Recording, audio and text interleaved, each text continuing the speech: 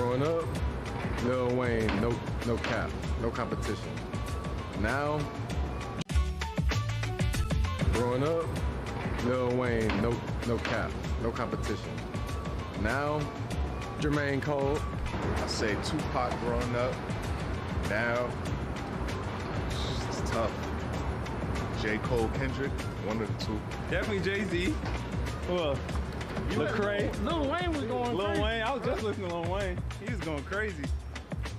Lil Wayne. Bow Wow, man. I can't listen to that new. Lil Wayne, and it's still Lil Wayne. Yeah. Gotta be Wayne, dog. Easy F, baby. 50 Cent, no doubt. Probably say 50 Cent. Always been Drake, and it never will change. Drake, and now it's Luke Combs. Country boy. Michael Jackson. And now, it's too hard. Lil Baby, Young Boy, Gunna, the list goes on. Ozzy. Yeah, y'all don't want to know that. Welcome in on a Thursday morning. Training Camp Live presented by Xfinity. You're looking live at players warming up on the Houston Methodist Training Center.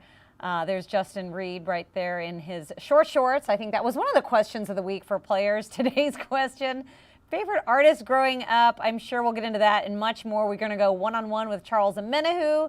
We'll bring you live looks from practice. We'll also answer your fan questions. It's another great day in Houston as we bring you training camp coverage. The last practice before the Texans head to Dallas for their second preseason game against the Cowboys. Hi, I'm DP Sidhu along with my good friend Drew Doherty. He'll be on the broadcast this Saturday. You're going to want to check it out. ABC 13, 7 p.m. kickoff from AT&T Stadium. It's also on Sports Radio 610. Yeah, and there were a lot of problems last week on the broadcast as far as folks who watch it via streaming service. Supposedly, that's been fixed, so you'll be good to go. And if you do have problems and you still live in the Houston viewing area, just go to HoustonTexans.com or the mobile app, and you can put it up that way. But, yep, the guys getting in some work, like you said, today. They will travel to Dallas tomorrow afternoon, and then they'll suit up Saturday night, get things going. We heard from David Culley before this show that you're watching right now, and he was saying that pretty much everybody that's available to play will play that goes on the trip. So we might see Mark Ingram. We might see that guy right there, number 20, Justin Reed. He was held out last week. Christian Kirksey is somebody that I interviewed on the sidelines in the fourth quarter of last week's game. He did not play, but we think he probably will go this week. That's good because he's going to be one of the guys with the green dot on his helmet, which means he's calling the plays and calling stuff in from the sidelines in communication with the defensive coordinator, Lovie Smith. So going to be fun to get some action, see some action, especially against the Dallas Cowboys. I know it's preseason, but it's always fun to see these two franchises tangle. Yeah, and you bring up the starters, defensive starters. There's a number of guys that we didn't see in the first preseason game. Malik Collins, a guy that signed here this offseason. We'll get to see him. I had a chance to catch up with him yesterday. He's a defensive lineman who's played in a 4-3 scheme. He started his career in Dallas, so he goes back up to Dallas this weekend. And then guys like Brandon Cooks. We didn't see any Brandon Cooks in the first game. So, and like you mentioned, Mark Ingram and so on and so forth. Tyrod Taylor did played one series. Will he play more? I guess we'll find out. Maybe the starters will have an extended amount of reps because they're treating this like what was traditionally the third preseason game. But it's going to be interesting because we've never had 3 preseason games before. So how will teams handle it? We know the Bucs, who come to Houston in week 3, they plan to play their starters in week 3. So, maybe this will be it for the Texans playing their starters. And you're looking live at the defense and special teams warming up there. I think that's Eric Murray right there. That's Eric Murray. I think it's I can't tell if it's special teams or defense when we got an ISO shot on them. But it looks like they're back in shorts. 2 days of full pads. It's been so steamy and hot out there, but they've gotten in a lot of great work over the last 2 days. And we heard from the coordinators yesterday. Very, very pleased with how things are coming along so far. Obviously, it's just preseason, but that win in Green Bay showed them a little bit of what this team is capable of and how it's coming together, Drew. Yeah, and we just heard from Culley, like we said. And one of the things that stood out to me, in addition to talking about who's going to play on Saturday night, was Charlie Heck. He brought him up as the most improved player in his time here, which is saying quite a bit. And Charlie Heck has been an interesting story because when he got chosen, as you see some of the DBs. Hi there, DBs. I enjoy that. Vernon Hargraves, Hargraves, he sees us. He sees you out there. And he sees Charlie Heck there putting his helmet on, number 67. Gets drafted out of North Carolina a year ago in 2020. And it was a little bit of a head scratcher. People when they saw him get picked, thought, well, what are we doing that for? Why are the Texans doing that? They've got 2 tackles. They've got Roderick Johnson. Why? Why can't you pick somebody else at another spot that you think can get, more immediate help to the team? And then he didn't play. He wasn't even active for September and October, November. And it's sort of, the drum beats were sort of, picking up a little bit. I don't want to say drum beats because it's not like people were losing their minds over Charlie Heck. But he did get in at the end of the season and played pretty darn well the last 2 games. And when I talked with him a couple days ago, he said that did wonders for him because it gave him the confidence to say, hey, I can play in this league. And it showed him, I've got to work on a few things. And I was like, what do you have to work on? He said, lean mass. He had to get bigger. He had to get stronger. He had to, get more pliable. So he set to it, got going in the weight room this offseason with the help from, the Houston Texans. I'm sure his big brother, who's an assistant strength and conditioning coach for the University of North Carolina, had a hand in that. And he had a good offseason conditioning program. He had a good OTAs. He's getting starters reps, DP. And if you just said in November that Charlie Heck was going to get starters reps, I think a lot of people would have been surprised last November. So, that's something that is good, and it might help that run game right there. As you see Philip Lindsay to the right, getting the handoff there from quarterback to Rod Taylor. Yeah, I think it's really encouraging. And, this week the team had to get its roster down to 85 players. Yeah. And so we saw some roster moves in the most recent one. Obviously, we had 2 offensive linemen that were on the COVID reserve list, Titus Howard and Roderick Johnson. And they were both activated. They went from reserve to the active roster, and then the team released Roderick Johnson. And I think that says more about Charlie Heck, actually, about the confidence they have in him. Because Roderick Johnson was a guy that was your swing tackle who could step in, He was pretty dependable. He was very dependable. He did a good job for this team. So the fact that they released him makes me think that they're very happy with the guys that they have right now in the building. So the team is at 85 players right now as we speak. And we saw some earlier transactions in the week. The team released Isaiah Coulter, traded Keon Cross into the Giants, and then Dontrell Hilliard. He actually reverted to the IR list after he was wave injured. So next Tuesday, the team will get down to 80, and we'll see 5 more players released. But for now, the team's at 85, and there you see Mark Ingram in the backfield along with Tyrod Taylor. Hopefully we get to see a little bit more of him in preseason. We've definitely seen a lot of him in training camp, and this running backs group is exciting. It's a versatile group. They're a lot of fun to watch, and they had some success running the ball last week, even without the starters playing a bulk of the time. No doubt. And we want to hear from you. Send us in your questions. We haven't heard from anybody yet, and let us know from where you're sending those questions. But yeah, you bring up the run game. It was funny. Yesterday, I got to interview Scotty Phillips, who had a big game Saturday night. Looked good in Green Bay. And right as we were setting up the shot and getting ready to start talking, that guy right there, number 2, Mark Ingram, was saying, Scotty too hotty. He was a hype man. Let the people know who Scotty is. And Scotty, you got to talk. And it was funny to hear that because Scotty Phillips is, if you didn't know this, a quieter guy. I don't want to say shy necessarily, but he's on the reserved side. And I cracked a little bit away at that ice that was keeping him cold. And he warmed up just a little bit. But one of the fun things he said was, he grew up in Mississippi. He went to Ole Miss. His mom was a big Alabama fan and is a big Alabama fan, and she's a huge Mark Ingram fan, and so she's always trying to get in on a FaceTime with him, but it hasn't happened yet. So I interceded. I said, Mark Ingram, if you're watching this, can you please FaceTime Scotty's with mom. Scotty Phillips' mom? It was pretty fun stuff. So, yeah, it's a really cool group. Scotty Phillips, I mean, he's going to make it tough because you've got Ingram, you've got Lindsey, you've got Rex Burkhead, you still have David Johnson. I mean, You got Buddy Howell as well. Buddy Howell, if one of those 4 guys is there and Scotty Phillips keeps playing the way he did on Saturday night, one of those guys I think is gone, and maybe 2 of them, because if you have a good young running back, it's something you want to hold on to. Yeah, he certainly is a group that is worth watching because I don't know what's going to happen with that running backs group. It seems like it's shaping up, but what the reps we see in practice, is that going to hold true in the preseason? Not really sure, but you know what? We've got a one-on-one that I did with Charles Amenahu, who will probably play in Saturday's game as well. I had a chance to chat with him. We had a little bit of a video bomb. These players are getting very comfortable with our interviews, I might add. So check out Amenahu heading into this season and what he hopes to get better at. It's a Deep Slant 101 presented by Xfinity. My guest today, year 3 defensive lineman Charles Amenahu. First of all, Charles, so many people talk about this new scheme and what it's like making the transition, but how about for yourself? I mean, you're still a defensive lineman, but how different is it for you this time around? I mean, it's obviously just a different scheme, different terminology. different way of looking at how you play D-line in a sense. But for me, I kind of played in a scheme similar like this in college, so it's not really too crazy.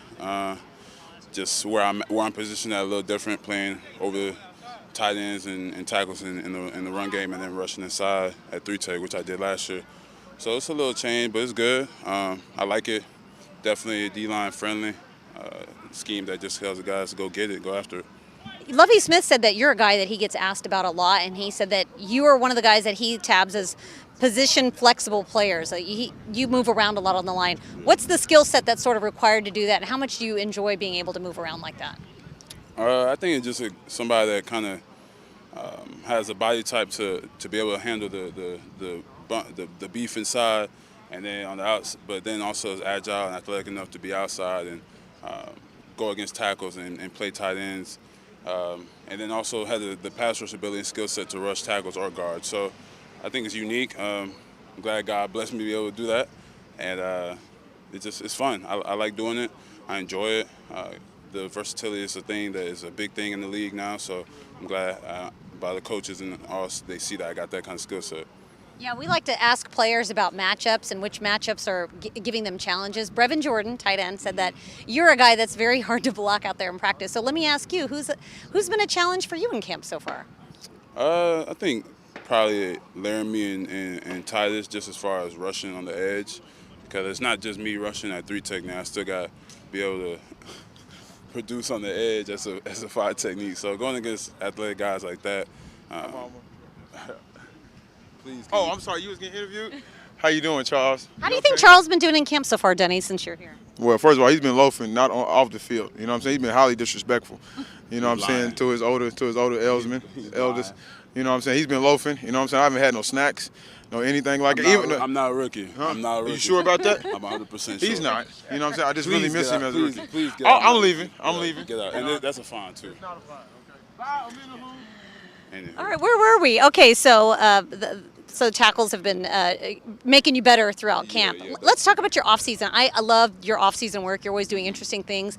I heard that you were doing Pilates this off-season. So how has that helped you and made you better? Just working on the little muscles that you don't really get to when you just doing the standard weightlifting. Definitely working on my core, because that's something I think I had to continue to improve on. Stability, things like that. Just continue to expand my workout regimen, tap into different things in my body so that I can be the best athlete I can be. Did you do anything else this offseason? Because you sort of knew that you were going to come into a new scheme with Lovie. Did you do anything else to sort of prepare for playing a little slightly different position? No, not really, because my first 2 years here, I kind of did the same thing. Played all up and down the line of scrimmage, so it wasn't nothing that I didn't know I was going to do. I knew I was going to play 3 technique, I knew I was going to play 5, I knew I was going to play 6. I've done all those things before, so just continue to sharpen up the knife for me was my biggest thing. All right, so on Twitter I saw that you tweeted that you wanted to get your hands on the Madden 22 game because you wanted to hand out L's. Yes. But then you quote tweeted it with crying emojis, so I don't know if that just didn't go well for you. So No, I said that I got it because I was looking for it. Oh, you were happy that you got it. Yeah, so I got it. So I'm going to go ahead and download that today and kind of get an early start on it.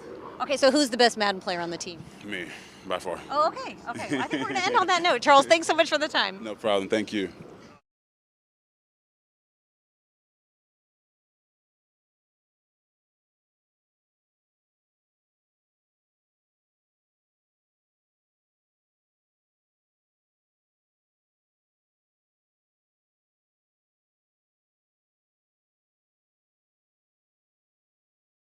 Fines, but we're always set up in such a funny spot. We're right where the players are coming off the field, and now they're used to seeing us do our interviews every single day. But that makes me laugh. Brennan Dunn just walking in. He almost walked in on my. They're comfortable now. They're comfortable. I welcome it. I like the interaction. It does throw me off sometimes, but now I'm just used to it because it seems to happen more often than not. Yeah. So you see the players out there. We're going to get to some of your fan questions. So let's get to some of those. Thank you to everyone that's watching. We've got Jesse in Austin and German Texan, who is our show favorite because he always sends in great questions. German Texan wants to know, what's your favorite food at tailgates? Drew, you used to go out there and cover tailgates every a game, few years ago. Every game from 2009 through about 17, 18, and goodness gracious. tough to go wrong with brisket. I love I brisket. agree. You know, and everybody does their brisket differently, so it's fun to, I don't know, kind of taste the array there. What about you? You got a favorite? I was going to say barbecue, anything in the barbecue variety. I grew up in the Midwest, so we did not have barbecue. We used to call grilling barbecue. Yeah. Which I learned in Texas.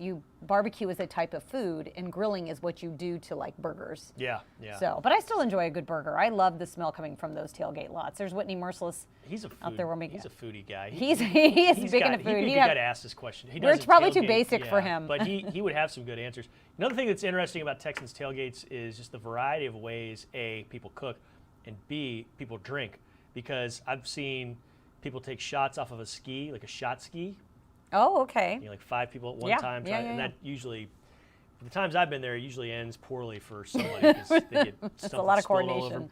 I saw a margarita, like a blender for making margaritas, powered by a lawnmower recently. Ooh. That was interesting. So people get after it when they want to have some fun out in the parking lots. And, you know, we got another question from Florine, and Florine wants to know, what channel will the game be on? Well, if you're in Houston, it's on ABC 13, KTRK. It's on at 7 Saturday night. So if you have a streaming service, you can watch it there too. We've kind of ironed out those wrinkles, we think. So check us out. You can also check it out on HoustonTexans.com or the Houston Texans mobile app if you live in the Houston viewing area. So those are the ways to watch. And I also want to encourage you guys before the game, Texans Unlimited presented by Verizon. We bring you a pregame show. We'll do the same thing like we do here. We'll answer fan questions. We'll show you some shots from the field as the players get warmed up.